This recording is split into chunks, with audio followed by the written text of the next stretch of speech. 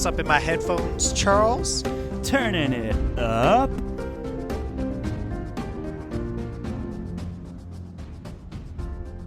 Hello, everybody, one and all. Welcome to yet another very exciting episode of the Friends Talking Fantasy Podcast. My name is Charles, and with me today, as always, is my lifelong friend and co-host, Dylan.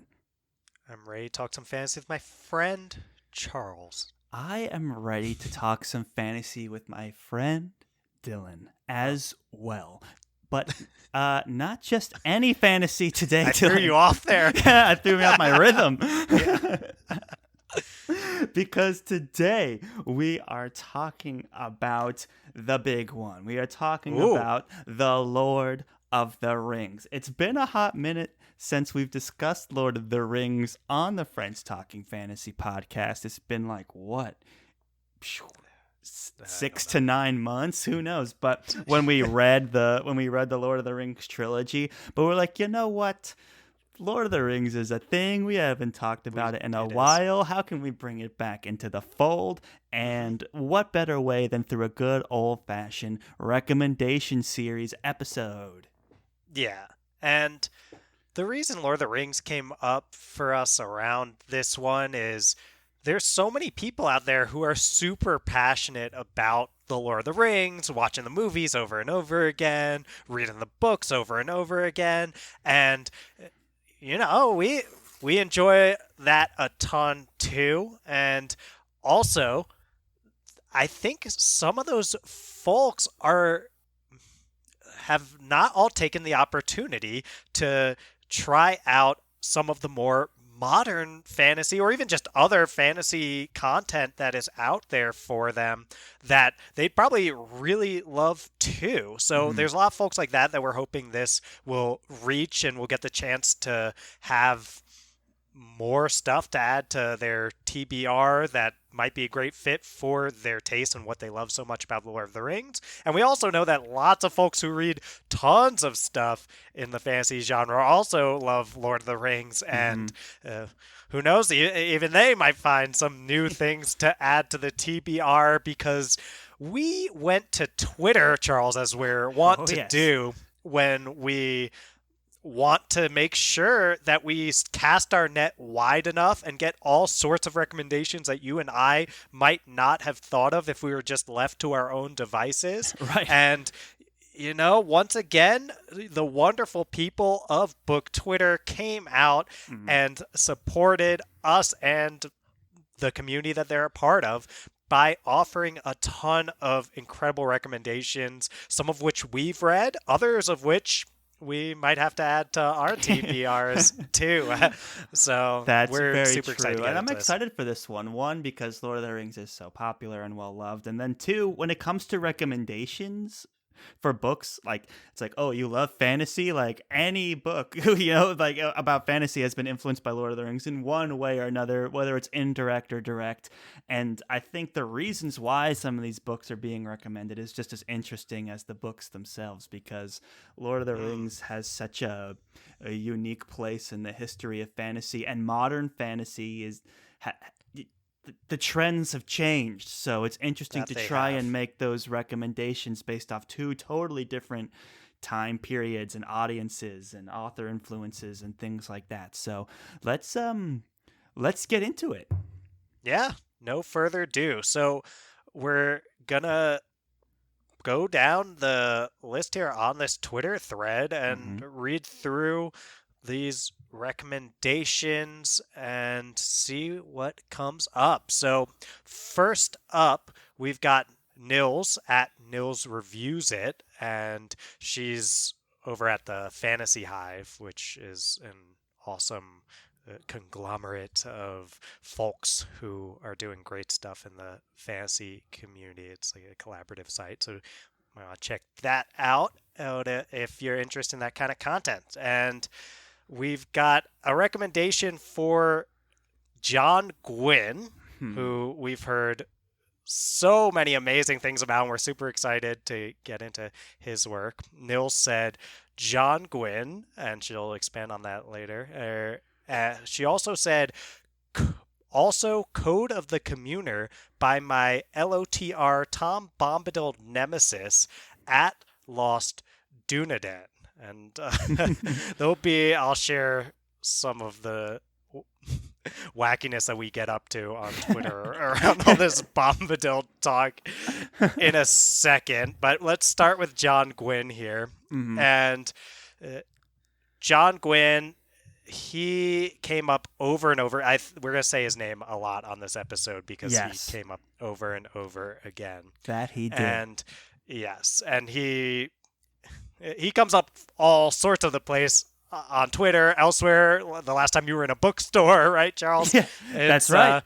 Yeah, so his work, there's the Faithful and the Fallen series is a big one. I think that was his first series, and there's also he's got two trilogies already out, and then he's got this upcoming The Shadow of the Gods coming up that you and I, Charles, will be reading in about a month, or that episode will come out in about a month, I think. Right. And yeah, we know that he's prolific, John Gwynn, in the sense that he has all of these books, and I wanted to make sure to check in with Nils, like what of his work people would most gravitate toward. And Jim saying, I'd suggest The Faithful and the Fallen as more for Tolkien fans, and The Shadow of the Gods for Norse mythology fans. So it sounds like Nils, who's a huge John Gwynn fan, she wrote an amazing review that got me very excited about The Shadow of the Gods, and among many other great reviews that have me excited about John Gwynn's work. But it sounds like, and this is the one that seemed to come up over and over again around John Gwynn, is The Faithful and the Fallen takes more of this typical Lord of the Rings high fantasy, maybe epic fantasy type approach. Charles and I, we haven't read it, but that's our sense. And you're going to hear us say John Gwynn's name a lot. So I'll leave it at that for now before we get into her other recommendation. Yeah, no, John Gwynn has come up over and over again in conversations that we have on social media, and he's proven with Faithful and the Fallen. Everyone likes that work. It's high on my TBR, but what everyone's like buzzing about right now, there's a lot of excitement around the release of The Shadow of the Gods, and it's coming out so soon. By the time we're recording this, it's like a week away, and we are going to be the first ones when the doors open at the bookstore, or when it becomes available to buy online. I just pre-ordered it. But it's a nice image. It's a nice image. Like, I'll be waiting at the door. The employees are going to switch the sign over, unlock the door. I'm going to walk in and buy it because we have plans to read it, record our book discussion, turn it around, and that's just part of how like excited the our whole Twitter sphere is about this release. And we've read so many very glowing reviews about it already, and now super excited. So we're gonna see, like Dylan mentioned, John Gwynn come up again and again, and just wanted to put it out there that look, there's a lot of excitement about this release of Shadow of the Gods, and I'm really excited to see like how we can potentially compare it to Lord of the Rings potentially. And it seems like this North mythology fans, in this case Norse mythology, will be very interested to read it. Yeah, I think that from Nils's suggestion and what other folks are saying, if you're tuning into this one for the like, I'm a huge Lord of the Rings fan and I really want the thing from John Gwynn that would be most Lord of the Rings focused, then go or most Lord of the Rings then it seems like going with The Faithful and the Fallen makes the most sense. But based on what we're hearing about The Shadow of the Gods, and if you want to tune into our discussion that we end up having about The Shadow of the Gods, then it's hard to imagine you can go wrong by picking that book up. Everyone's saying how incredible it is, and I'm just so excited. And we'll be reading it soon. Yay! We will and be we'll talk about it on the show soon. Yes, and Nils did say about the Faithful and Fallen stuff. His world reminds me of Tolkien, but it's fresh too. Lots of great characters, high-stake battles, animals, and he's not shy of killing off characters too as part of this. So, yeah, we've got more to talk about though. Let's go. From Nils' suggestion, which is Kai Greenwood, that's at Lost Dunedain's Code of the Communer, and uh, he we haven't gotten the chance to read Code of the Communer yet, but I've had many interactions with Kai on Twitter that are a lot of fun, where he and Nils and me to some extent, but definitely he and Nils more than anyone have formed this rivalry. It seems around Tom Bombadil, where Kai seems to be one of the few defenders of Tom Bombadil among Oh. folks on Twitter, and he is all in on that defense of Tom Bombadil. And then we have Nils, who is in the anti-Bombadil camp.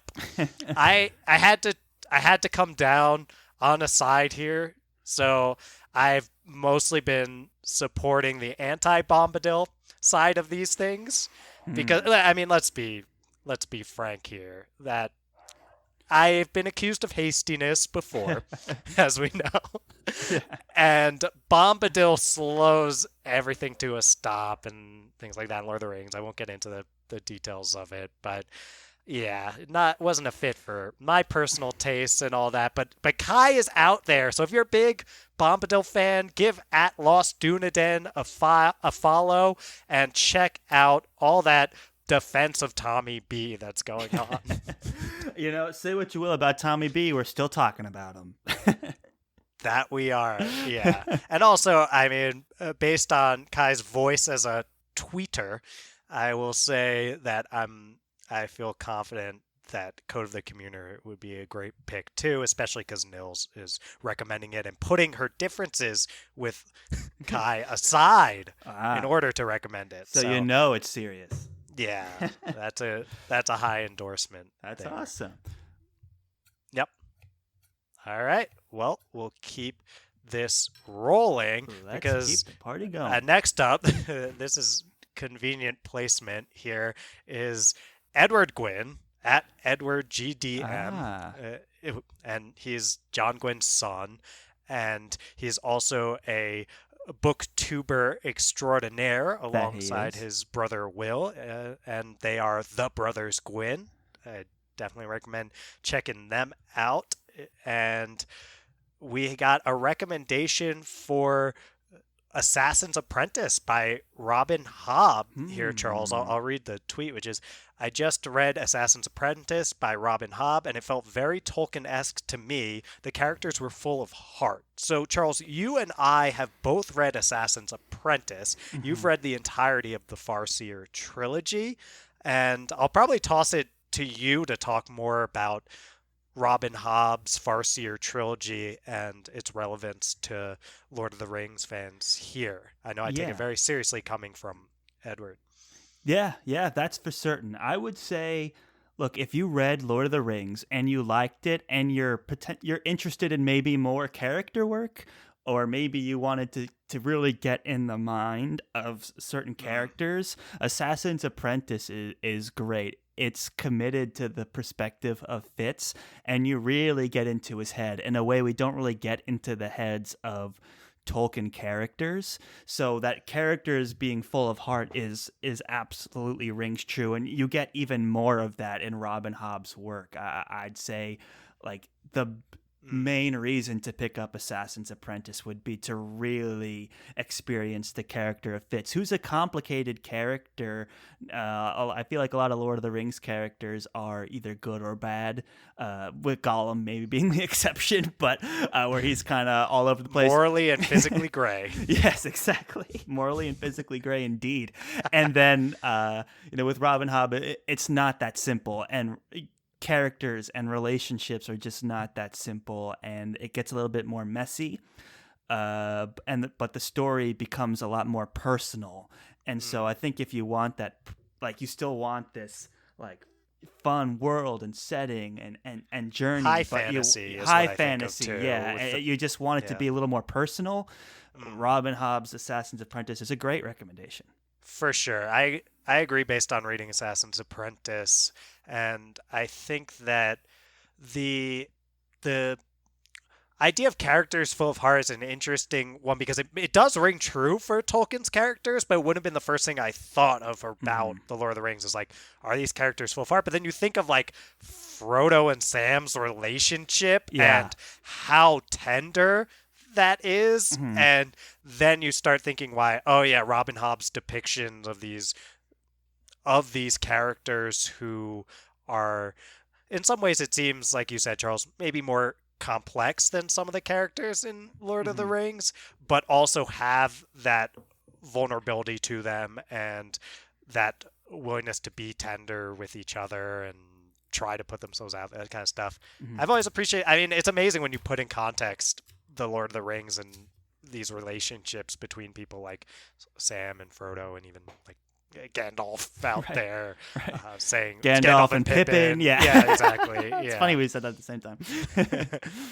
So yeah, I I'm all in on, and you really can't go wrong with the Robin Hobb stuff. I want to revisit that pretty badly. I'll probably be pitching the Farseer Yeah, when trilogy I read alongside that some other tweet, books because and it's so friends pitching funny. fantasy. It's so funny because I read FTF tweets because Dylan tweets 99% of them. So all of a sudden, it's news to me through tweet that Dylan is thinking of pitching the Farseer trilogy and friends pitching fantasy. And it's like, really? After I pitched it to you? That's so interesting. It's an interesting play, Dylan. And are you still leaning that way? I know you had tweeted that a few weeks ago now, or last week. Yeah, I wouldn't lock it in just yet, but I am expecting to pitch the Farseer trilogy, hmm the Stormlight Archives Oh by my Brandon gosh. Sanders, Oh, I know the third one, and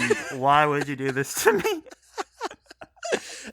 and lastly, the Dude, Gentleman this Bastard was the series, one beginning thing with the I Lies of told Locke you I Lamora. begged you not to do to me, was to make me choose between Stormlight and Lies of Locke Lamora. Yeah, Scott Lynch's incredible series. So yeah, but stay tuned. If I'm feeling generous, maybe I'll throw Skyward in instead of Stormlight, but I don't know if I'll feel that generous, Charles. I'm pitching standalones. We got all this I Wheel know. of Time, and we got all this whatever. Not for today, but we got a Yes, lot of exciting we'll stuff put a cooking. pin in that. But put a pin in that. But look out for Robin Hobby. You know it's serious when we've read it and want to talk about it on the show. And Edward Gwynn is recommending it, and yeah, you can't go wrong if you haven't read it and you like Lord of the Rings and you want that really personal relationship with the main character. Pick up Assassin's Apprentice and give it a read for sure.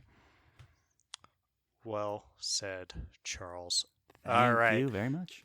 let's keep this rolling because we've got a recommendation here by Rob Fennelly. That's at Dragon Reborn 22. So how about that? That sounds like Nice. a Wheel of Time fan over there, I would guess. And I would think, I don't think Wheel of Time came up in this. That book surprised recommendation, which is me. Yeah, so that interesting. that was in my notes to recommend myself because I was like, no one Yeah. else is gonna do it. All right, I guess it's me.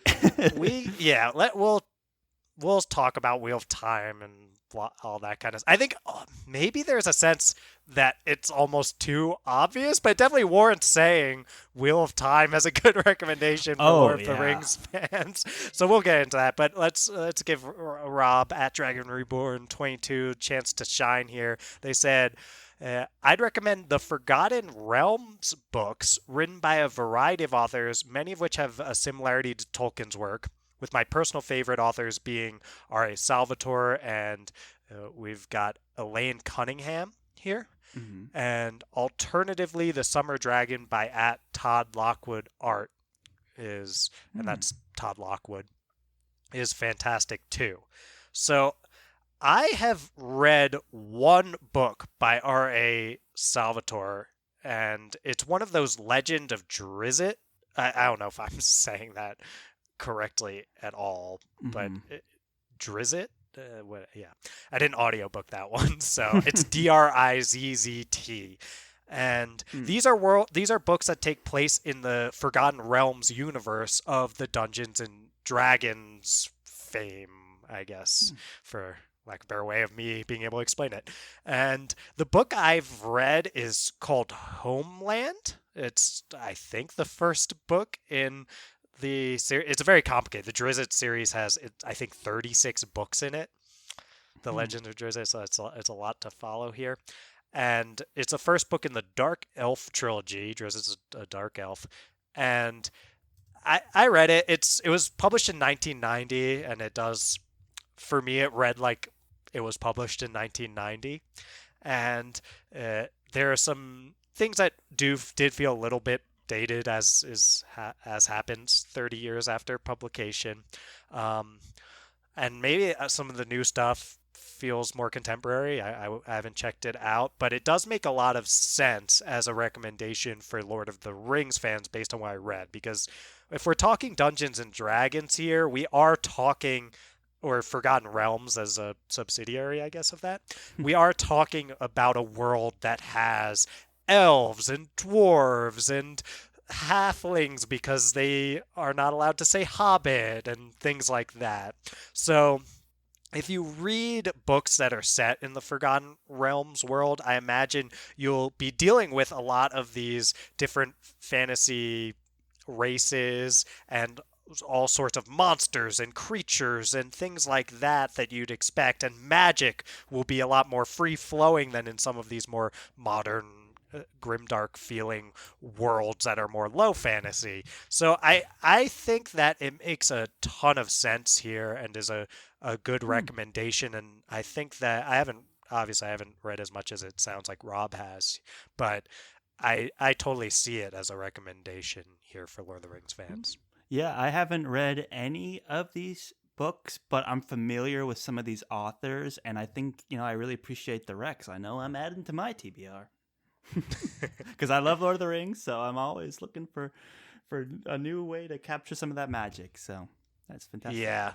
And we did have another recommendation from Pixie, is a person's name on Twitter, at Next on Stage One, which said Icewind Dale by R.A. Salvatore. And that's part of that Drizzt Oh. series, I believe, also. Yeah, The this is Icewind not Dale. R.A. Salvatore's first time in one of our recommendation series by any means. So, Mm, like, it's enough. You hear an author enough times that you're like, I just gotta actually, I just gotta crack a cover on one of these books. I'm excited. yep. And that's That why I makes. appreciate these recommendation series so Mhm. much because when we do enough of them, all of a sudden these similar authors, like how many times have we heard John Gwynn now to where we're finally going to be reading Shadow of the Gods, and it just feels so Yes. exciting. And there's a few other authors like that that have been coming up over and over again that I haven't read that I'm just the next opportunity I get, I'm very interested in taking in taking a look at, and R.A. Salvatore is definitely up there. Well said, Charles. All right, let's keep. And by the way, me too. These recommendations things, what I love is this idea of, if it was just you and me giving recommendations, that's only two perspectives. Right. And then we get the opportunity here where we get so many more perspectives and such a more eclectic group of recommendations. And I love that we get the chance to do this. So let's keep doing it, Charles. Mm-hmm. Mm-hmm. Great. Who's And next? next up here is at Green Team Pod, Oh. and that's, yeah, the legendary Green Team podcast who we love. They just did an interview with Steven Erickson. That's so awesome. Oh yeah, that is a dream come true. So that I was listening to that, and Steven Erickson's so eloquent. They did a great job hosting it. So I definitely highly recommend checking out that. Steven Erickson is I think it's, I'm gonna try to say it right. I only know the way Malazan I is how say you're it. supposed to say it. We say Malazan usually, but Yeah. I'm trying. Uh, Malazan, I think, is how it's said. Oh, I don't know. But if a lot of people know it as Malazan, Book of the Fallen, and he's an extremely successful author and seems like a really nice dude from their interview. So go check that out. Yeah, I think that you'll enjoy it. So Green Team had a bunch of recommendations here. We got Aching God by Mike Shell. He said, nice brotherly bond. Sounds like some Sam and Frodo type stuff. The Iron Tower trilogy by Dennis McKiernan. It's a Mhm. ripoff, so sounds like maybe a little bit Tolkien clone esque, which is a thing that a lot of people say about a lot of the works that followed Yeah. Tolkien Yeah. and did a lot of very similar things. We've got War of the Light and Shadow by Janny Wirtz. Similar writing style, not plot slash world building. So I imagine this almost above the action, epic feeling style of storytelling that I think of Tolkien as having. And Janny Wirtz has another series, or I think it's just a standalone that is on my TBR. I'm blanking on the. It's like To Ride Hell's Chasm is what it's called. Mm, That has been on my TBR for a that's a while. great title. That's right. It's one of those that the title is like, yes. Yeah, so And okay, I've I'm heard great interested. things. So Jay Wirtz sounds like could be a good recommendation for that. And they said, and one more in the next tweet, and this would be this came to my mind first as a modern, not first necessarily as before Green Team Pod. I mean, when we started thinking about it, I was like, this is the first thing that comes to mind for me is the Rhaenyra Revelation, or they said Rhaenyra series by Michael J. Sullivan. I They love said those bond books. between main characters, quest to save the world, easy, good slash bad. And uh, that was like I said, the thing that I'm like, okay, you're a Lord of the Rings fan and you want to get more into modern fantasy. I feel like the world that Michael J. Sullivan puts you in is very Tolkien-esque in terms Mm. of, again, the different fantasy dwarves and elves and bigger magic type thing and epic stakes and incredible, I think, delivery on plot twists and wrapping everything up in an extremely satisfying way and all this stuff. But just the dialogue and the Mm. interactions between the characters and relationships, especially Royce and Hadrian, who are an incredible duo with Yeah. great banter. Yeah. This is like, okay, you want a modern fantasy rec from Dylan, and sounds like a Green Team for you as a Lord of the Rings fan looking to get into this more contemporary stuff. Rhaenyra Revelations, and there's a lot more. There's Rhaenyra Chronicles, all this kind of stuff. And Michael J. Sullivan's work is an amazing place to go, and I'm so happy that they brought this one up. Yeah, that's a great rec. I've read the Rhaenyra Revelations and I really enjoyed them, but I didn't even think to like recommend them for this. But it's a great rec. Like for all the reasons you said, Dylan, I'll just say that the relationship between Royce and Adrian is just so fun, and the world they're in is classic fantasy Yes. setting, but their characters just jump off the page, so it just feels fresh and fun. Is I'd say Lots a of fun. big reason to pick these books up. So if you're just looking to have fun in a fantasy world and you like Lord of the Rings, this is a great rec, and it's a great foray, like you said, into modern fantasy. So It's great very rec. accessible Yes, as absolutely. well, Hmm. which is, I mean, I don't know. I read Lord of the Rings for the first time after reading lots of fantasy. I only read it for the first time this last summer, and I would describe Rhaenyra as much more accessible Yeah, than I would yeah. describe reading the Lord of the Rings now. It's just the way the dialogue reads and all that kind of stuff is it really appealed to me, and that was one that Charles, like as soon as I read that, I was like, dude, yeah, this is a good one. I wrecked it to you as a Yes, Lord of the Rings fan. many years ago, So yes, and I many read years it ago. and thought it was great. So it's a great rec. All right. Well, let's keep this rolling here. We've Let's got do it. Elir Lisa, which I take Elir to be a Kingkiller Chronicle reference, I'm Hmm. assuming. Okay. So, yeah, that would be my guess. You're speaking our And language. yes, uh, at Emberent Alir, that's the Twitter handle, and they said the Abhorsen series by Garth Nix. The first book, Sabriel, introduces a really interesting world and magic system, including a unique twist on necromancy, as Sabriel embarks on a journey to rescue her father. Subsequent books follow other female protagonists in the same world. And that I think sounds like an awesome recommendation. This has been on my Garth Nix's Abhorsen series, especially the first book, Sabriel, has been on my TBR for a while. This is one that I've had recommended to me by folks out in I almost said the real world, but Twitter is part of the real world, Yeah. or at least it is for me. So I, yeah, like people, I've had this recommended to me at a party, believe it or not, back in the Hmm. days when that was a thing. Um, uh, when someone found out I was interested in fantasy books, they're like, "Have you read Sabriel? I love that book." And I've also heard this recommended by RJ, who is the host on Entirely the Right Sort of Podcast, which is not on our thread here, but just in an episode on that podcast. Uh, and she's obviously a big Kingkiller Chronicle fan herself, as someone who hosts a podcast primarily focused on the Kingkiller Chronicle. And she expounded lots of amazing things about this series and Sabriel, this book in particular, that had me extremely excited to get into it. So you can check out that episode if you want to hear a more focused, I guess, a more focused reason as to why I check out these books than we'll be able to provide as two people who haven't gotten the chance to read it yet. But Mhm. this is one that's very much on my radar, and it sounds like got a lot of these high fantasy elements with lots of magic, and world building is a big part of being a, I think, Yeah. for a lot of Oh, Lord of the yeah. Rings And fans. that's why I like this Yeah. recommendation because I feel like what how Lord of the Rings really like the strengths of it is Mhm. this idea of world building and setting.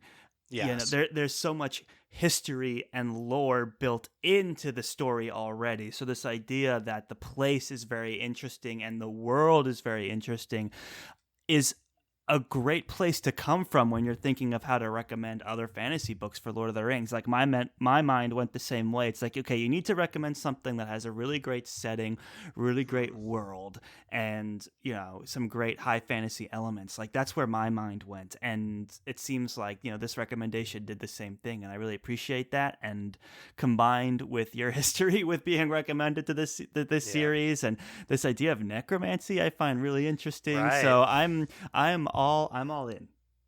Yeah. Now this is one that's very big on my radar right now too. It's So exciting. Maybe I you hope could some pitch folks that check that out. instead of one of those We'll heavy have hitters on many FPF. I don't know, like. Yeah, we'll have many opportunities to pitch many more books. So let's keep rolling here because we were lucky enough to get a recommendation from Sarah over at Fiction Fans Oh, Podcast great. at Fiction Fans Pod. She gave a couple recommendations, Yes, so yes. I they're a was lot out of hoping order in she this thread would here, Jules. because But from what I've seen on Twitter and Instagram, especially of Sarah specifically, I can tell that she's a big Tolkien fan. So I'm really interested to get into this one. yeah, so Sarah said in one of her posts also. Oh, see, I'm starting with the one that says also. Okay, let's start at the beginning. If they're interested in more of Tolkien's mythology, then I'd recommend The Children of Hurin, Beren, and Luthien. I hope I said that right. Sorry, Lord of the Rings fans, if I did not. And The Fall of Gondolin. So then she goes on to say, also maybe Inda by Sherwood Smith if they're interested in books with a similar level of detailed world building. So it sounds like Sarah went this route of, first off, if you like Tolkien, you might like Tolkien, Yeah. which is always a good way Which to that go, was I something think, in I was these. like, does The Hobbit count? Because I'd recommend that. Right. Yes. And I I saw Sarah on here did go further with the Inda recommendation because that's not one that we're overly familiar with. I have heard great things about it. But she said, uh, she said, I shout about it a lot, lol. All of the titles can be confusing, but I love the rich history of the world and the diversity of the characters. Mm. There are also a lot of very epic battles. You definitely should read it. So Yeah. I think Sarah nailed the type of things that make sense to be thinking about here for recommendations for Lord of the Rings fans. Some of what you were talking about too with this world Right. building and And stuff. that's interesting to me because I've read the Lord of the Rings trilogy multiple times. I've read The Hobbit multiple times, but for whatever reason, maybe it's like a slightly like it seemed I'm going to say this, but intimidating process to Hmm. step into the expanded lore. And she does mention things like, "Oh, like I feel like some of these things might be more accessible than others." And to have someone that's read it all that can guide you through it, it is appreciated because for whatever reason, for all the years I've devoured Lord of the Rings and The Hobbit, I always felt like those other things were just going to be like, for whatever reason, not in my wheelhouse. Like they'd be more like textbooks than like narrative Right. stories. So, but I've never He read them, was a so I don't know professor. why I'm feeling that. Yeah, he was a professor, and he, is like a lot of it was his obsession with languages and history and Yeah. folklore and things like that caused him to create the story. So, it only makes sense that he would have put a lot of effort into these things, and then they were later released as books. So it's like, okay, but should I read that if I just liked Lord of the Rings, the story? Am I really going to get anything out of some of these other works that were like bound and published? And it's good to see some of them being recommended here by Sarah, who I know is a big Tolkien fan. So, yeah, it's appreciated. Well said, Charles. And we've got another podcast coming on here, Words About Books podcast at WAB Pod, that the recommendation feels relevant. You're just talking about The Hobbit and some of this more expanded lore from Mm-hmm. Tolkien. And they said, maybe more for fans of The Hobbit specifically, I'd recommend The Once and Future King. Parts of it Oh. haven't aged well, but if you can look past them, it's pretty good. And they go on to say, for fans of the Silmarillion, I'd recommend the Poetic Edda, specifically Jackson Crawford's translation.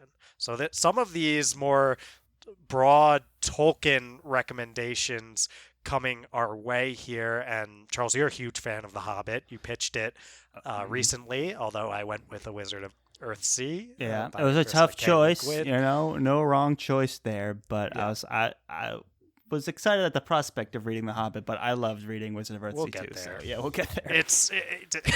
We're gonna keep doing Friends Talking Fantasy.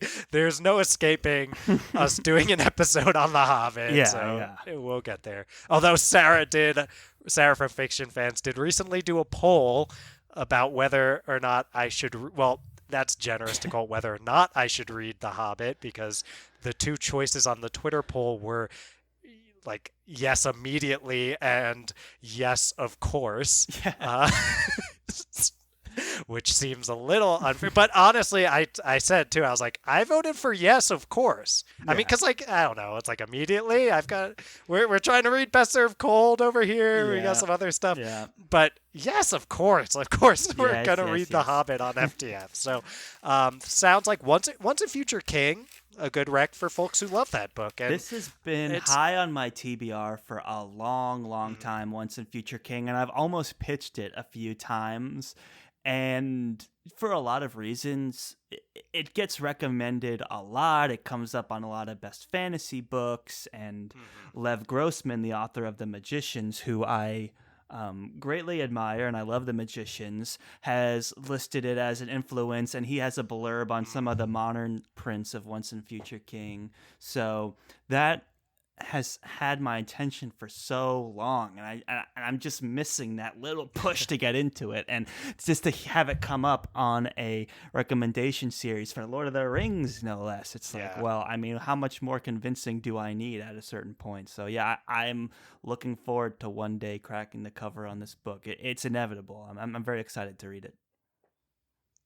Well said, Charles. Yeah, I mean, it's iconic. I Hmm. haven't read it either, but there's something to be said for something this iconic, that Yeah. just being fans of fantasy and wanting to understand the genre and its origins and its influences and I mean, Once and Future King makes so much sense, and Yeah, I exactly. imagine has that epic nature of Lord of the Rings that a lot of folks tuning in for recommendations for fans of Lord of the Rings would appreciate. So sounds like those are great recommendations here. Definitely. All right. Well, next up we've got Shauna Lawless at Shauna L. Wright, and she she said, "I'd say The Faithful and the Fallen series by John Gwynne." Ah, there we go. And enough said, right? Yeah, we told I you his name was going to be coming up quite a bit. yes. So, And she got a lot of likes on. I mean, it was one of the most liked comments on this thread too, which goes to say that just an unabashed endorsement of go read The Faithful and the Fallen by John Gwynne is just, yeah. Yeah. Like, a lot of people are like, yes, do that. Like, We need with to no read more it. need to be said. So we will, I mean, it's another one of those.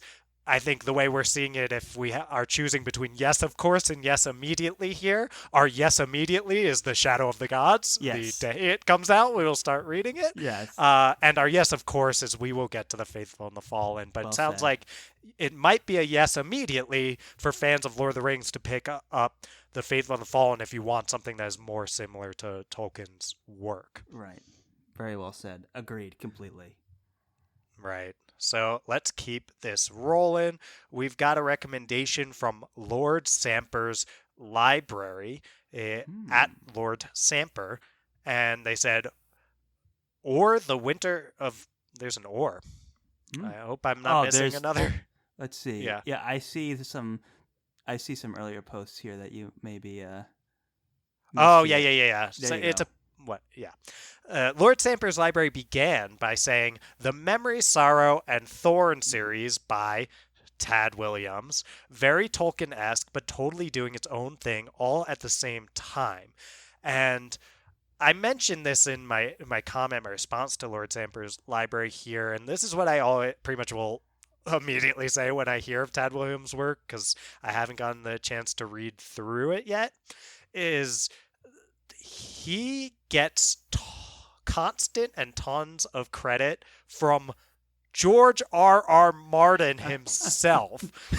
You've probably heard of him, Yeah. the author of A Song of Ice and Fire, who attributes a lot of influence of his work toward Tad Williams and his Memory, Sorrow, and Thorn series. And because of that, as someone who hasn't had the chance to read through it yet, I've kind of, in my conceptualization of these huge pillars of influence in fantasy, of course, you're putting Tolkien out there as a huge pillar, and you're Yeah. also putting George R.R. Martin as one of those pillars, an Absolutely. extremely influential voice in this genre.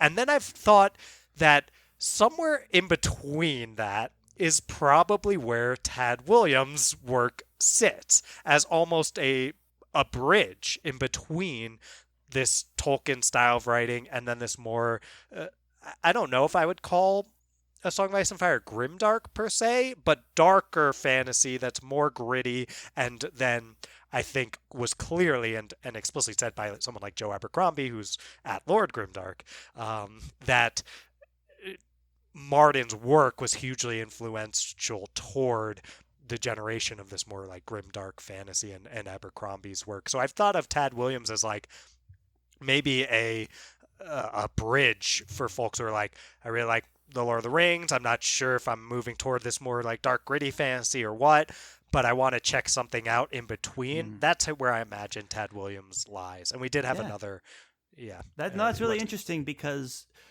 I don't know if I would. I would always recommend people read A Song of Ice and Fire, but for Lord of the Rings fans, I didn't recommend it, and that's just because it's yeah. such an abrupt shift. Like George R. R. Martin is a fantastic author, but there's things you got to be ready for. You know, there's lots of like tons Yes. of characters, tons of violence, tons of all kinds of like grim dark situations and things of that nature. But it's interesting to think of the bridge between these two authors, and that would be a great recommendation. So it actually has me very interested. It's put Tad Williams on my radar. So I appreciate that. Yes, From Lord if George Samper's R. R. library. Martin, if George R. R. Martin's recommendation wasn't doing it already for you, you have a few more here. Charles said Mhm. we. Does that sound snarky? Probably a little bit. We really appreciate your recommendations. I was just trying to rib Charles a little bit Yeah. there. And we did get another recommendation that we very much appreciate for Tad Williams' work from Micah Hall at Mix5, Master5, Micah. And yeah, there's also Last King of Ostenard is another trilogy, it sounds like. So Tad Williams, totally on our TBR. And I've listened to him get interviewed on. I, I'm trying to remember which. Tad Williams? Sorry, yeah, Tad Williams. Yeah, and he Okay. seems like a really interesting dude. Yeah, so like really insightful and thoughtful and like interesting. I think he's really into music and like had a band when he was younger. And I could be Cool. wrong about those things, but because it's just a vague memory of an interview. But he seems like a really nice dude and a really interesting dude. So I imagine his work is interesting too. Awesome. Yeah, I bet. Cool.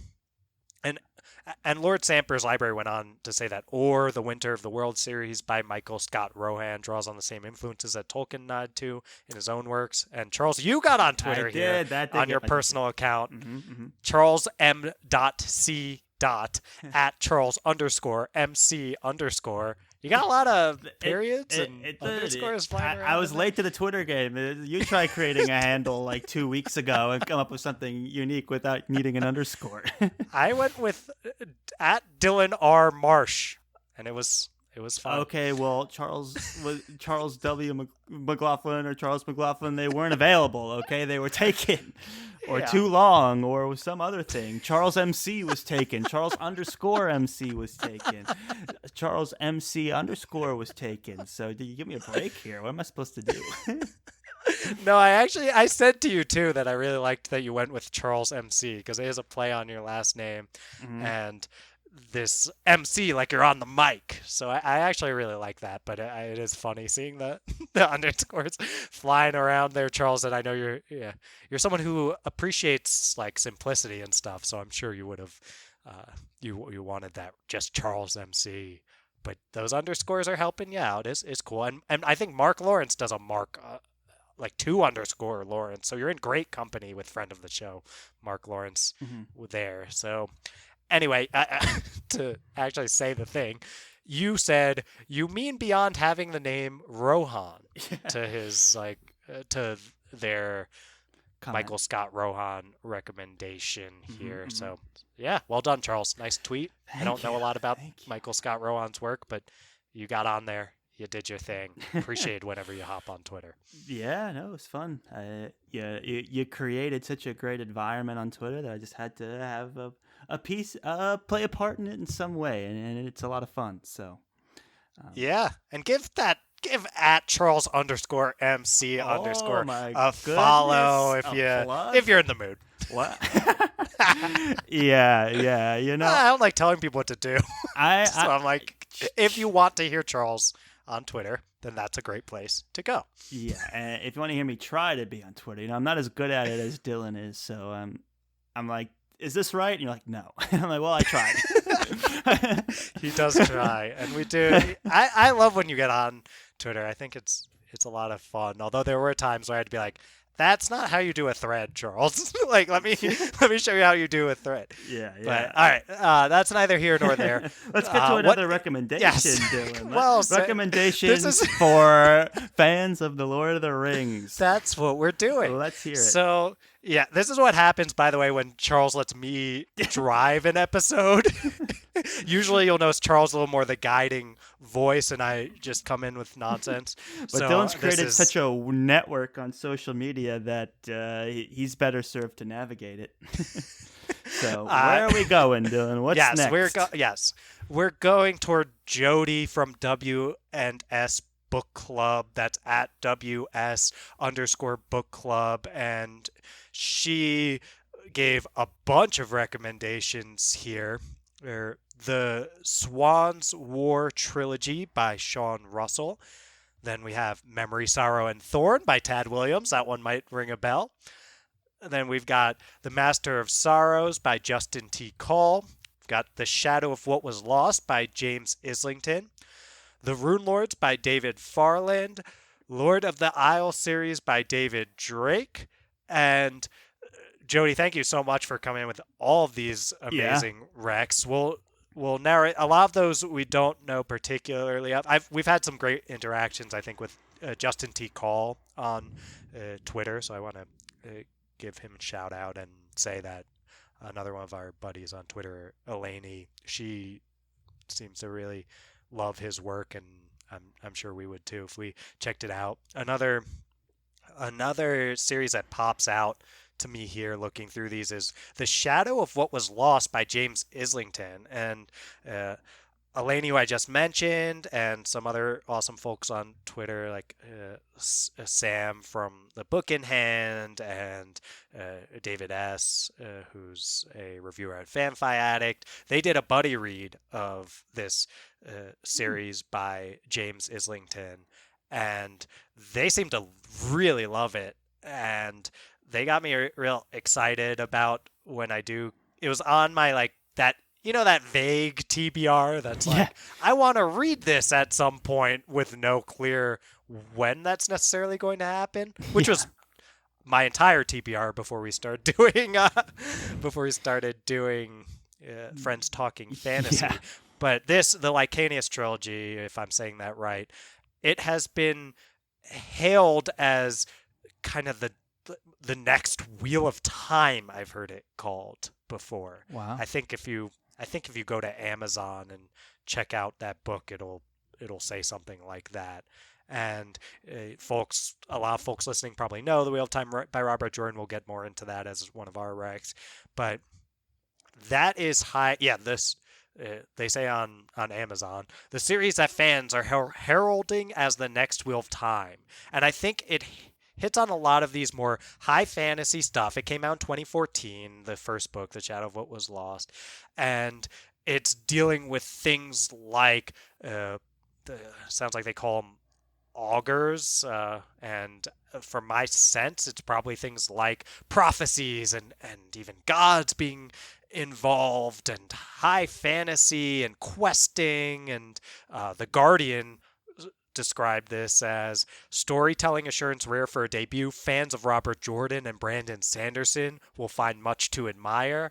I mean, this is one that, as I keep talking about it, is moving up and up from my more nebulous TBR toward like, Charles, maybe you and I need to talk after the show about Ooh. how to make something like this happen at some point in the relatively near future. We are reading the We've Wheel of got Time friends right now. pitching Yes. fantasy. You don't have to Yeah, pitch yeah, yeah. Stormlight and Gentlemen Bastards in the same and Robin Hobb all at once. Yes. So, Charles, thoughts on Well, what I Lycanius? really, absolutely, I'm really excited about all of these. Like the next, but my brain is like the next Wheel of Time. Let's get through the first one. Like we're like on book That's 4 well of said. Wheel of Time, the series, and then when we're looking for more, we can do a recommendation series for Wheel of Time, and we can get recommended Yes. that, and we can be like, let's do it. That's what I'm thinking. I'm looking at these other recommendations that Jody put out, which I greatly appreciate. These are a lot of good ideas. And what I love about the recommendation series is that we can start to hear, like, we get enough numbers that, like, you hear Tad Williams and like the third time today. It's Right. like, okay, well, obviously this has now become a gap in my reading experience as a fantasy fan. And I'm very excited into getting into Tad Williams as well. So those are the ones that stick out to me as well. But all of these sound super interesting. I'm gonna have to like open a tab in my browser here and take a look at some of these. But yeah, thanks for the recs. I'm excited to really get into them. Yeah, thanks, Jody. And sounds like definitely the kind of stuff that a lot of Lord of the Rings fans would be into from what I know about these series. So then we've got Max, the Book Pyramid at Book Pyramid, who said The Ember Blade by Chris Wooding. Only book 1 is out, but man, it gave me LOTR vibes. And that's what we're looking for. We are looking for those LOTR vibes. I don't know a lot more about it. Sounds like it's very recent then, since only book 1 is out. So, yeah. Always good to be on the cutting edge of what's coming out, you know? Right.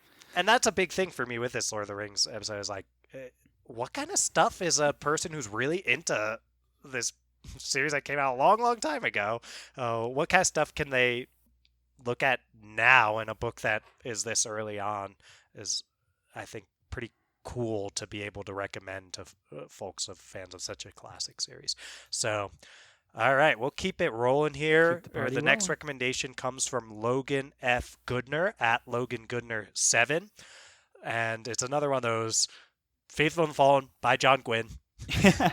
Yeah. And yeah. Of course. And yes, and Sounds like that's an incredible recommendation Yeah, for I mean, fans we of the Lord of told the you Rings. I John wish Gwynn we was could going to say keep more about coming it. I wish up. we'd Like, read it. we warned you guys ahead of time. Look, you're going to hear a lot of John Gwynn today, and don't be so surprised now that Logan F. Goodner is dropping it. It seems like a really great recommendation, and Right. we are working on getting some John Gwynn into our vocabulary, and we can't wait. We're just starting with Shadow of the Gods because that's what's coming out. Right. But we have not forgotten about Faithful and the Fallen, and we are both Hmm. eyeing it with a lot of interest. So yeah. Yes, of course. And then Lightbringer by Brent Weeks Hmm, came up as well, Charles. okay. I haven't And read you, Lightbringer. yeah. I've read Night Angel Mhm. trilogy, and but like a very popular consensus about Brent Weeks' work at this point is that Lightbringer is like his magnum opus currently. So Mm. like a lot of people just recommend if you want to read Brent Weeks, just go to Lightbringer. But I read Night Angel trilogy and I enjoyed it quite a bit. I can't speak to Lightbringer, but Night Angel trilogy was very grimdark and had lots of like Yeah. graphic scenes and lots of like gore and stuff. Which look, I find some of that stuff entertaining in the right setting. Brent Weeks does a really good job of using that, but it's very much slotted in the grimdark category. I can't speak to Lightbringer, but I would say, be open to a bit more of these grimdark elements if you're going into Brent Weeks' work. But That makes sense, Charles. I know this was one that you pitched to me, I think in our first ever Friends Pitching Fantasy to yes, try to get me to read, and it was kind of you pitched like, Lord of the Rings. I think you pitched Lord of the Rings, Wheel of Time, and the Night and Angel Night trilogy. Angel, Yeah, not yeah, because yeah. you hadn't read Lightbringer. Hmm. I haven't read any of Brent Weeks' work, so it feels like Brent Weeks' work is probably. I don't know why I didn't bring this up when we got asked this on the 100th episode special, because now that I'm thinking about it, probably the biggest gap in my like Well, there's The pillars of Hobbit.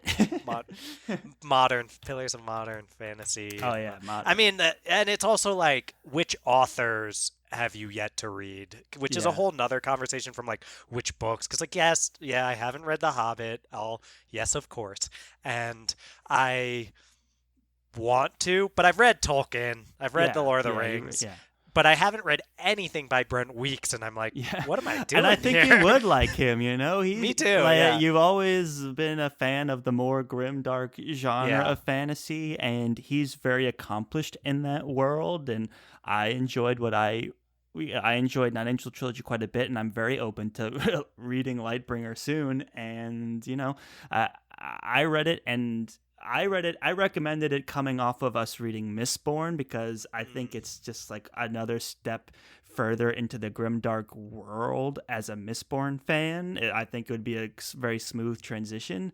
But I mean, like you said, he's one of the pillars. So the idea of going from Tolkien to Brent Weeks, it's you have to be ready to mix some of that jump into the more graphic content. But if that interests you, then you have nothing to lose. He's a very accomplished that makes author, and I sense. recommend And what I've read from him. and from the perspective of this Lord of the Rings recommendations episode, it's interesting. I'm looking at Brent Weeks's Twitter bio right now, and at this time, the first thing he says on it is epic fantasy writer, Yeah, which makes a lot of sense then for a Lord of the Rings recommendation. It doesn't get much more epic.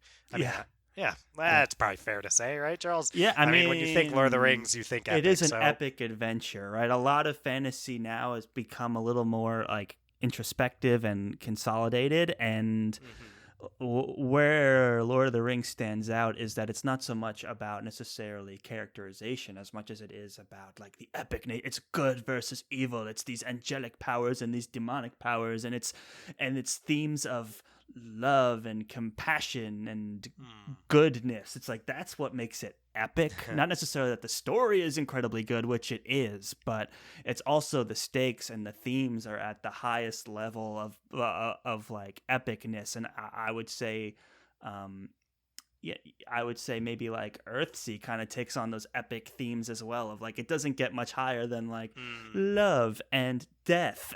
You're like taking Yeah, it on those. doesn't get much higher than Love and Death. Yes, That's pretty fair. so it's like that's in my how I would describe epic in terms of a fantasy novel. And then also there's the epic nature. Another way I would describe it is kind of like how I imagine Stormlight or Wheel of Time is epic in that it is massive. It's a massive works spanning lots of books and huge lore and tons of world building, which Lord of the Rings has tons of that stuff as well. So it's epic in both senses, which is why I think it's fair to like make those comparisons. Well said, Charles. Mm-hmm. That's awesome. So next up, we've got Lord Grumpy Dark with a recommendation. Left a recommendation? Yeah. Wow. Yeah. This must have somehow gotten onto his radar. That's exciting. And at Lord Grumpy Dark, and Lord Grumpy Dark said, "Daughter of Flood and Fury" by Levi Jacobs, friend of the show, Levi Jacobs. No surprise and, there. Put a Taylor Swift gif that says, "I never leave well enough alone." Yes, Lord Grumpy Dark is always a... say two things about Lord Grumpy Dark. He loves Daughter of Flood and Fury by Levi Jacobs, book one of the Tidecaller Chronicles, and he loves Taylor Swift. So... No surprise here that we've gotten both of those in this recommendation series. I would reply back to Lord Grumpy Dark. Daughter of Flood and Fury is a great rec, especially if you're looking for more action and you maybe want to turn the violence up a little bit. It's fast-paced. It's first-person. It's young adult. So if you like Lord of the Rings and those... descriptive words also intrigue you, then read Daughter of Flood and Fury by Levi Jacobs. You cannot go wrong. Yeah, and you'll be supporting... Levi's a hybrid author these days, but Daughter of Flood and Fury is independently published, self-published. So getting to support an indie author and just an all-around great dude. Yeah, never Levi a Jacobs. Bad thing to do. We love Levi Jacobs. We had him on on the show, and he was a blast to hang out with. Where there are murmurings of him potentially coming back Doors on the always show. Open. Yes, and he's just an awesome dude, a great author. And I think the thing about Daughter of Flood and Fury as a rec here, and Lord Grumpy Dark didn't expound upon this recommendation. I think he must have seen it as this kind of like the way people were recommending The Faithful and the Fallen by John Gwynne and just leaving it at that. Well, I thought he was never going to leave well enough alone. Like, come on, Lord Grumpy Dark, which is it? Yeah, you'll have to tweet that at him. Oh, I don't know if I want to antagonize him. He's he in that respect, he will not leave well enough alone for sure. Yeah, who am I to speculate on Lord Grumpy Dark and his motives? Right. I think those only he knows. But I would say that I never leave well enough alone is kind of like, I will never stop recommending Daughter of Flood and Fury by Levi Jacobs. And why stop? Because it's a fantastic book. And I think that, anyway, what Lord Grumpy Dark was probably trying to get at is this idea that last time we spoke to Levi, he was talking about doing what he calls a trilogy of trilogies in the Tidecaller Chronicles. And speaking of the word epic, that is the way that Levi is thinking about this series based on our last conversation. Yes, and I will say, speaking to him, the world like, and the setting that he's building. Yes, we've only gotten book one so far, and it seems like he's holding a few cards, but from our interview with him and talking about the books, it definitely seems like he has a lot built into this world and a lot pre-planned, and he's very familiar with the history of it. And I believe that from the reading experience perspective, we're going to get even more of this epic sense brought into the Tidecaller Chronicles as it goes on. So that's definitely something to look out for as a book 2 is in the works right now. If you're following Levi Jacobs on Twitter, it's coming. Yes. Well said, Charles. So we've got next up Jesse Bird at Mr. Brainley. And Jesse Bird recommends the Fionavar Tapestry by Guy Gabriel Kay. Ah. Said a portal fantasy set in a Tolkien-esque world. He helped Christopher Tolkien edit the Silmarillion. Hmm. And Charles, neither of us has read the Fionavar Tapestry, if I'm No. correct, Yep. but we have both read Tigana, and you've read Under Heaven by Guy Gabriel Kay. Yep. So I'll toss it to you over here. Yeah. You're the bigger Lord of the Yeah. Rings guy too. Sure. So Well, go for it. thank you. Well, we've talked about world building and setting as being really important things to consider when thinking about the strengths of Lord of the Rings and the kind of fine recommendations that fit those criteria. And we both of us have always like we hear Guy Gavriel Kay, we go setting. He's got a Right. unique mastery over setting that has him stand out as another pillar in the fantasy author community. And Pillar is the word of the day here, pillar is Charles. the We've been word of the dropping day. I'm pillar vibing all over on the it. Well, place. when you're talking about these great authors like Tolkien, Yes. and then you're recommending Guy Gavriel Kay, Robin Hobb, George R.R. Yeah. Martin comes into the mix. It's like, There okay, are a lot of pillars of the genre we're not being just talked talking about. any fantasy here. We're talking Lord of the Yes. Rings. So you got to bring in the heavy hitters here.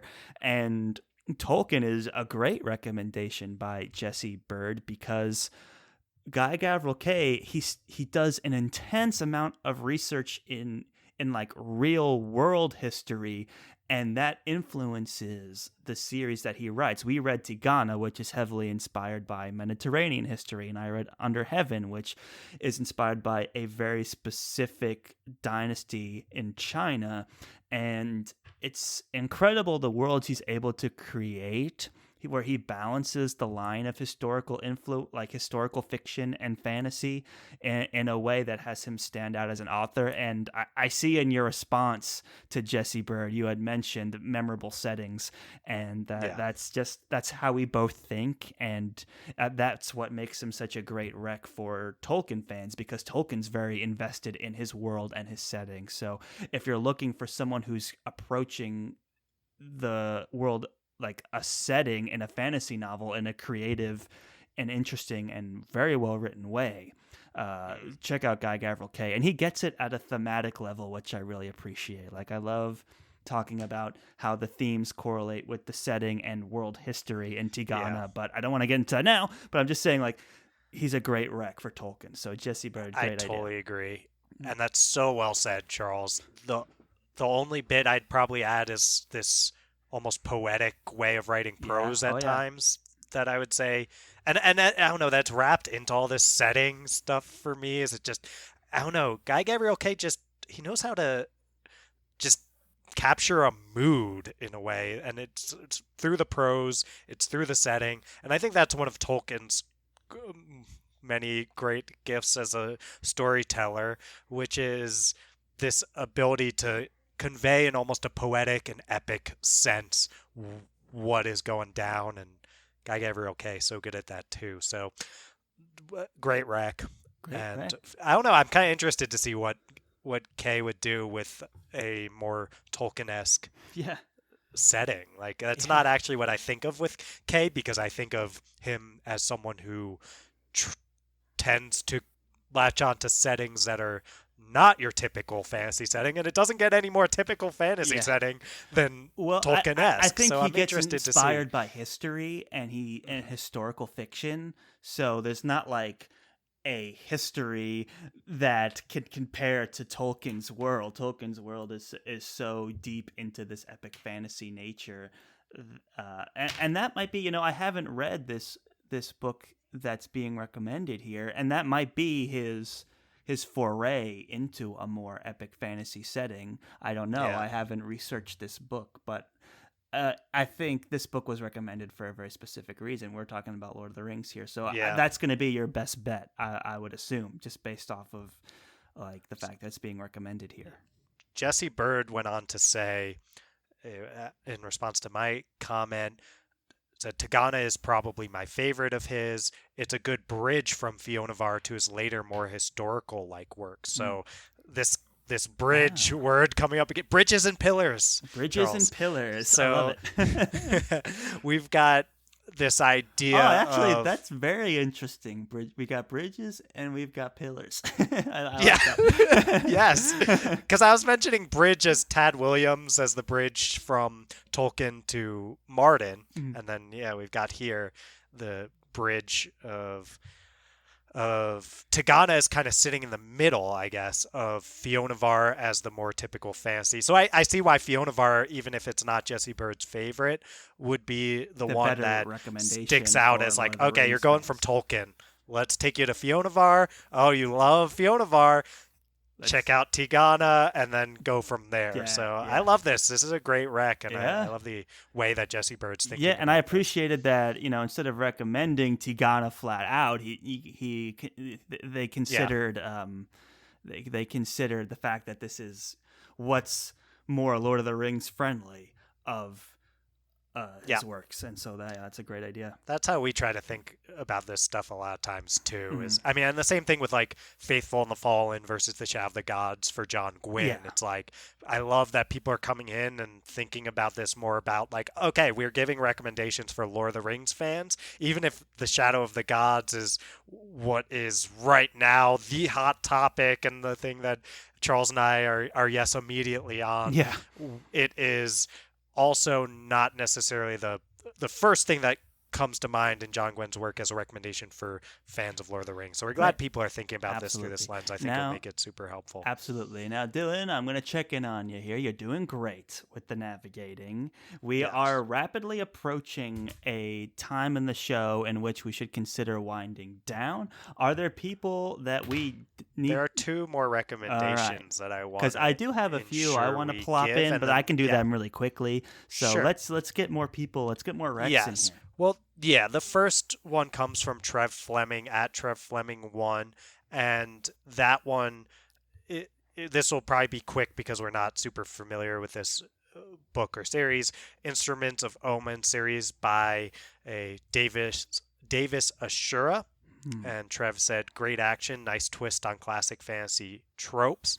And I did do a little bit of research into this one and was seeing things like earning a place at a prestigious elven warrior academy is what's happening with the young main character, and progressing into the idea of being a legendary warrior and those kind of things. So that makes total sense, and we're talking about elves and things like that. So I see why that would be a great recommendation here. Sure.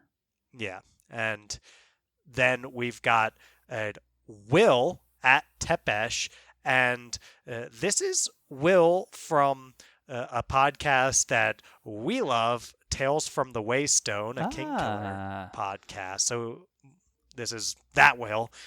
He's one of the co-hosts over there with Phoenix. And Will gave a recommendation that is near and dear to my heart, Charles, if you're reading this now. And he says it so well.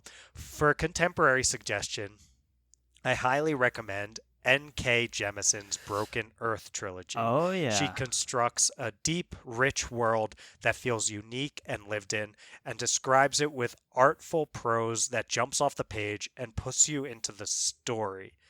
And that was one of those, I was just like, well, I pretty much just said I love this recommendation. Thank you, because I'm so glad it gives us the opportunity to recommend N.K. Jemison's work. Charles, this is one that I think I pitched to you in our first ever Friends Pitching Fantasy as a book as a series that I really want to get into. N.K. Jemisin, she has a counseling background, which obviously appeals to me as I'm in that field. And she just, this idea of deep, rich world, yes. And also deep, rich characters, and just such a new twist. And I think this is a kind of rec that would appeal to a lot of Lord of the Rings fans, while also, if they have any kind of reaction like I had to it, blowing their minds, because there's things that N.K. Jemisin does with this series that I think even someone who's read a ton of modern fantasy work like yourself, Charles, would I'm just trying not to spoil anything because I can't wait till Oh yeah, don't you you dare, get because this is I a spoiler-free really want to episode, read and this. there's things that I just want to talk to you so much about, Charles, because there's Oh man, just like new ways of doing things that Jemison does. I just haven't seen I know. I'm before or so since. It's so excited. good, I'm dude. It's so so good. excited to read the Broken Earth trilogy. It's one that Yes. has been at the top of my TBR for so long, and there's so much I like about it. And I will say, reading Will's recommendation as someone who has not read Broken Earth trilogy and is a Yeah. Tolkien fan, he touches on something here that we haven't really discussed yet about what makes Lord of the Rings so good and what might make you recommend another series. The idea that it Mm. puts you into the story. Tolkien's Lord of the Rings world is so immersive, and you're on this journey, you're on this adventure that Yes. you are engaged in and enraptured by.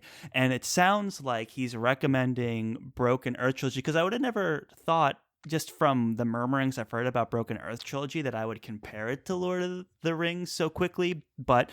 when I hear about the rich world and the engaging, like how engaging the story is, I get that completely. And I think that's what a lot of like fantasy authors and worlds try and do, is sweep you Mm. away and sweep you into it. And so when there's an author who has mastered that, and when there's a Yeah. series that masters that, it's definitely worth recommending to a Lord of the Rings fan, because that's really Right. the high that we're chasing, right? Is this Mm. immersive foreign experience. And it sounds like Will is coming at recommending Broken Earth trilogy from that perspective. And Dylan, is someone that's read it, am I like along the right Yes. lines here? Yes. Yeah. Mm. The world is extremely well built.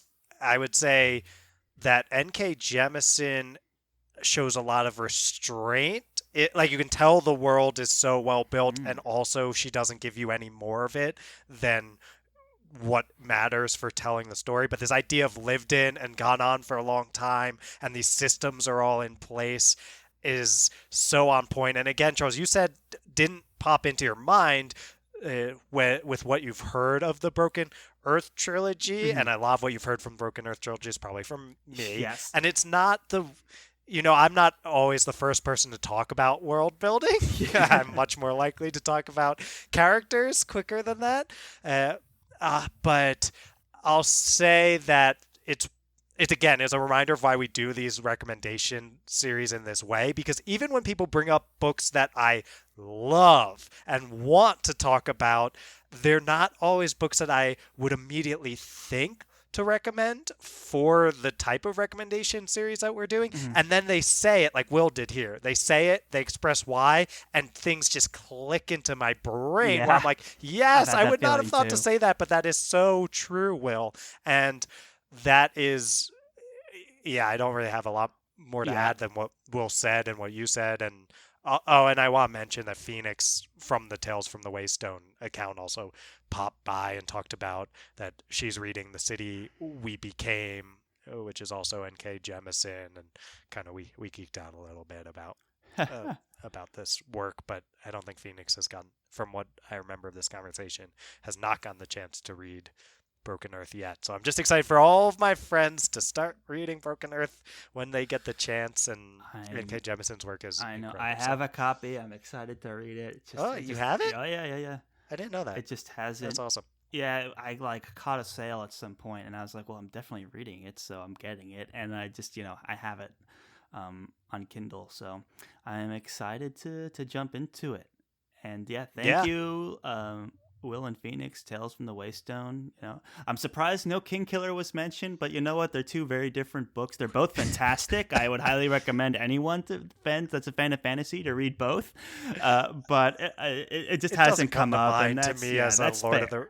Yeah. And I can appreciate when two people talk about King Killer Chronicles on their show dedicated to the King Killer Chronicles to come out and not recommend it. It's like, you should be listening now. It's like, okay, when they recommend another series over King Killer, you should be paying attention.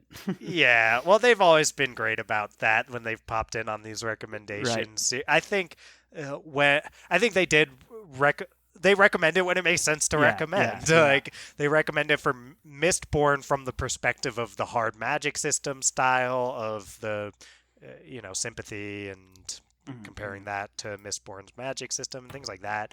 But yeah, I just think if you're a Lord of the Rings fan and you're looking for this epic questing and all this kind of stuff, that might lean into some of the things about the Kingkiller Chronicle that people sometimes get disappointed about Yeah, when they have it's different totally expectations. fair. We got into this in our "What is the Kingkiller Chronicle About" episode for any Kingkiller Chronicle fans who want to hear us talk more about that. So But yeah, tons yeah, of other recs on here are worth diving into for us Lord of the Rings fans out there. And yeah, these were some really great recs. I have a yeah, few. If we're winding down and we're at the point where we can give our few before hopping sure, off here. And the first one that we both kind of alluded to at the beginning was Wheel of Time. It's yeah, one that started as a very obviously direct parallel. Like you can tell Robert for Jordan, the sure. author of The Wheel of Time, was using a lot of similar plot elements and like world development pieces from Lord of the Rings in which to springboard his own story. So you're reading the Eye of the World, the first book of the Wheel of Time, and you're like, I think I've maybe been here before. Like there's a lot of things I recognize from Lord of the Rings, and then the series is like, okay, now let's go and here's what I do with my world building. And it's very interesting to see that, and it's interesting to see how far like world building in an epic fantasy genre can go, and Robert Jordan's certainly a master of that. So that's an obvious recommendation, and I don't know, Dylan, if you have anything to contribute to that. I think I think I'd go along the same lines. When you think world building and just extremely rich lived in worlds and things like that, Lord of the Rings, of course, comes up, and then Wheel of Time comes up too. You gotta be ready and geared up for a much longer journey if you're Way gonna longer. go with the Wheel of Time. Yeah. It is 14 books plus 15 if you count a prequel, And all of those and books are like twice at least the length of yeah, Lord of the Rings books are relatively small for a fantasy book, so and Wheel of Time is relatively long, so you exactly. But can high fantasy with yeah. prophecies and epic heroes and stakes that uh, have all these legendary figures wrapped up Yeah. in it There's and those orc kind of things. equivalents, there's Real, Gandalf equivalents, yeah, there's all kinds of equivalents. But then, I think Robert Jordan invites the comparison deliberately in his first couple works and then yes, it's in spices a it lot of up ways a as he love goes. letter to it. Yes, Yeah. exactly. And I also think in terms of like if you're talking about bridges, right? Where it's like if Ooh, you're trying to get from Tolkien to modern fantasy land, the bridge that is this 20-year span of Wheel of Time and 14 books is a great one to take because it ends up with people like Brandon Sanderson, who finished the Wheel of yeah. Time and is a very accomplished modern fantasy author. And you can start reading, you've already read some of his influence in Wheel of Time, and then it's a great foray into his works now. And Mhm. it's a great transition piece. I'm surprised Sanderson didn't come up at all in this one. Mm, yeah, I I think any Tolkien fan would have a lot of fun reading Sanderson, and Sanderson does a lot of really great things in the fantasy genre. But yeah, it's one of those things where there's I can only like Sanderson didn't come to my mind either, and that just must be because I haven't read his more epic works. I've read a lot of his more standalone works and condensed works, and I love them for Mm, that. Um, he does interesting things with tropes and characters and things yeah. that Tolkien really prioritized. So I can see why the comparison is not super obvious. But I mean, epic fantasy. We mentioned Stormlight for that, and he's coming up for Yeah. as Wheel of Time. So um, those are all true. For sure. The only other book that I would recommend, I'm actually rewinding the clock. I'm going like Ooh. before Tolkien. I'm going Chronicles of Narnia by C.S. Lewis Whoa. because if you They were buddies, they right? were buddies, absolutely. They were actually Tolkien and colleagues, Lewis. and they would, compare notes. And I have a quote from Tolkien about C.S. Lewis: "The Ooh. unpayable debt that I owe to him was not influence but sheer encouragement. He was for long my only audience." So they were collaborating. They were colleagues, both like in academia and as authors. So it would only make sense to like read the two and see where they're at. These were two people writing, comparing notes, talking behind the scenes, giving feedback and encouragement to each other. So in that sense, it's really interesting. A lot of classic epic fantasy elements and talking about like pulling you into the story and taking you somewhere else. Narnia literally does that.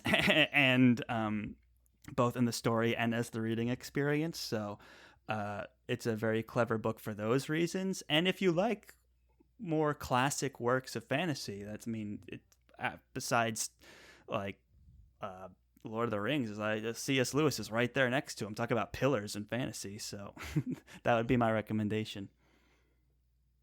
Yeah, I get that. I read The Lion, Witch, and the Wardrobe as a kid, and I enjoyed it a lot. It was one of those. It was another one of those sort of moments. I've talked about this in our fantasy books that changed our lives. Not, I didn't talk about Lion, Witch, and the Wardrobe, but now that I'm thinking about it, it's like this moment of like, I was late to the fantasy fan game compared to people who started as children. And I did read Lion, Witch, and Wardrobe and enjoyed it a lot as a kid, but for some reason did not stop to think, hey, maybe I like fantasy books. So that's one of the things that comes up for me around that one. And I think it does make a lot of sense of why you'd recommend that one. Charles, can I give one just super brief rec at the end let's here? do it. Because I can't help myself. Recommend it. The First Law by J.R.R.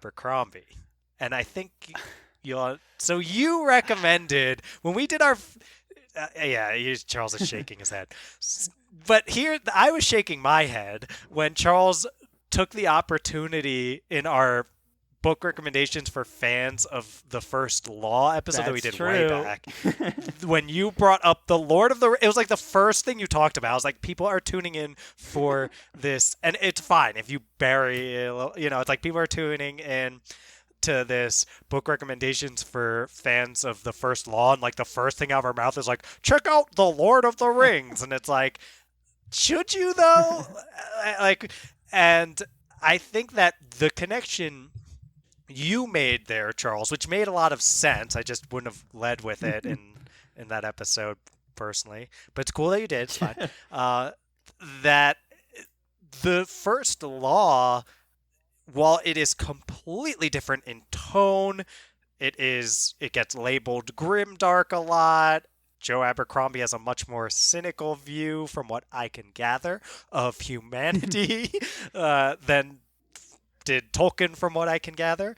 And that all being said, the First Law, it stands on the shoulders of giants, I think, with Tolkien, in the sense that you can tell that Abercrombie is playing with, and dare I say the S word, subverting. Oh, not that S word. It is a clean podcast. The fantasy S word. The fantasy S word, which is subverting. It's probably storms, which is what they say. It's like the curse in Stormlight Archive.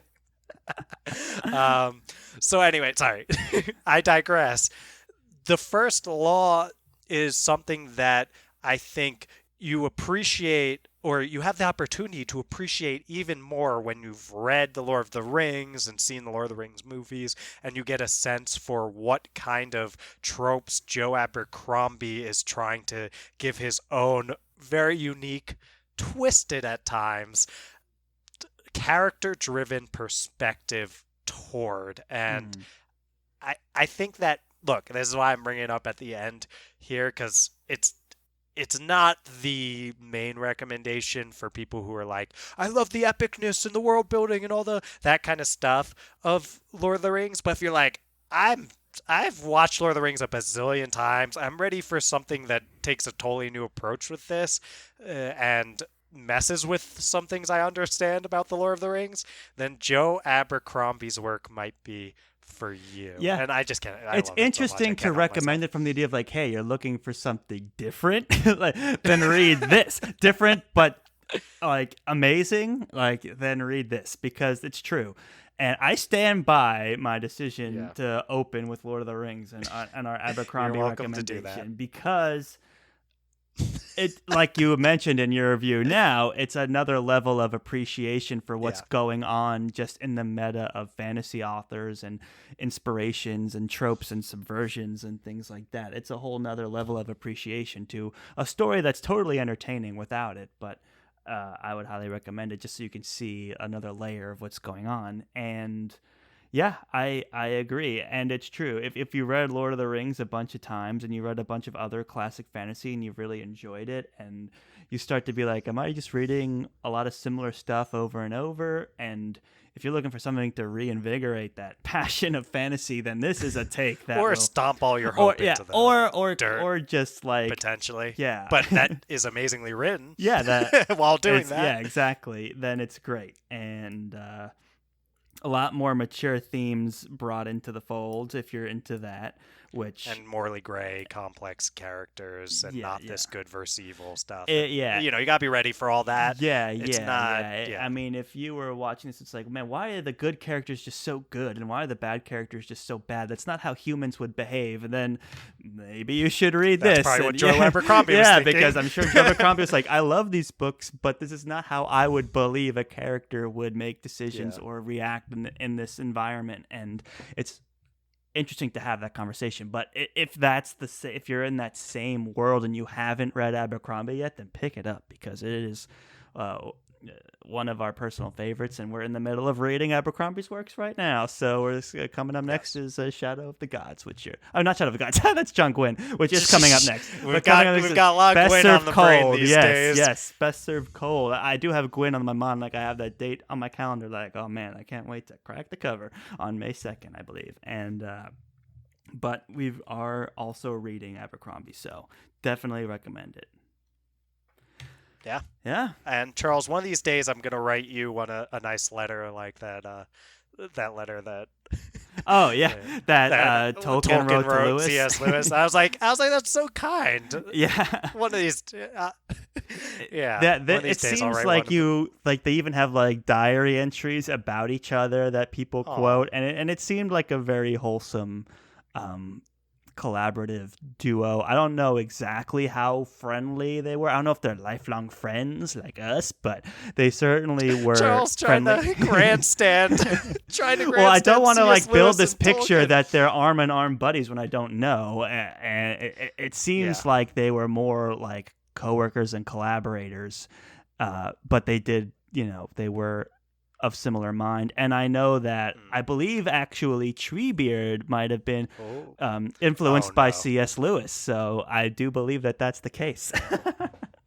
I don't want to, don't quote me on that, but I'll refrain from comment on that. I do want to say that that was the case. So anyway. And then Loyal from Real Time was based on Treebeard. So we have C.S. Lewis to thank for all of this. Yeah. And Tolkien. And Tolkien certainly played a role in the crafting of Treebeard as a character in his book. Yeah. So I think we made it to the end, right? Yeah, I think that we can say we've made it here without being hasty. And for sure. Yeah, but if we were a little bit hasty and we did miss your recommendation, then I do apologize. We got a lot of really great responses here. We get to as many of them as we can, and sometimes we miss them in the feed or anything like that. But to everyone that left a recommendation, thank you so much. These are so fun, and only because you guys really know your stuff and recommend some really really change my perspective on certain authors and make me excited to read others. And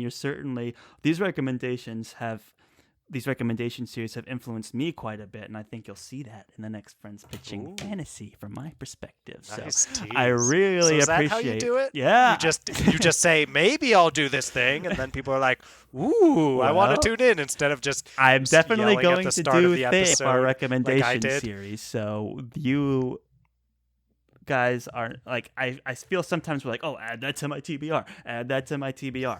And like, it's true because I'm interested in everything that is getting recommended by this community. And I'm hoping to act on that very soon. I'm super excited. Yeah. And these series just get me so excited to read more. And when we're constantly reading books, that motivation is super, super appreciated and helpful. So thank you to everyone that left a recommendation. Thank you so much. We're so grateful that folks come out and support us by making these recommendations, that they think of all these incredible books that we would not have thought of if we were just left to our own devices, and that you all make our show much better. And hopefully we're helping contribute to the community by spreading all your amazing ideas while we get in the way of it by rambling about bridges and pillars. That's like the alternative title to this, Charles. You know how I like those those or titles like Birdman or The Unexpected Virtue of Ignorance. I think this one is Book Recommendations for Fans of The Lord of the Rings by J.R.R. Tolkien, or Bridges Between Pillars.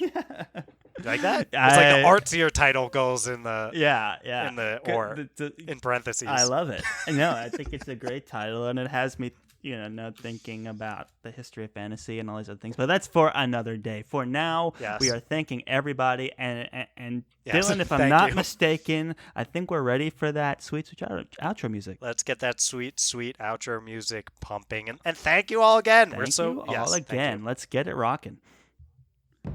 Thank you, everyone, for listening to yet another very exciting episode of the Friends Talking Fantasy Podcast. If you like what you heard today, you want to engage with the show, you want to catch us the next time around when we do a recommendation series, which we hope is very, very soon, and give your recommendations, well, the best place to do that is at the FTF Podcast with a number 1 at the end on Twitter, and you can also catch us over on Instagram at the FTF Podcast. Now, Dylan, if they like what they heard and they want to further support the show and they just so happen to be listening on Apple Podcasts, what can they do?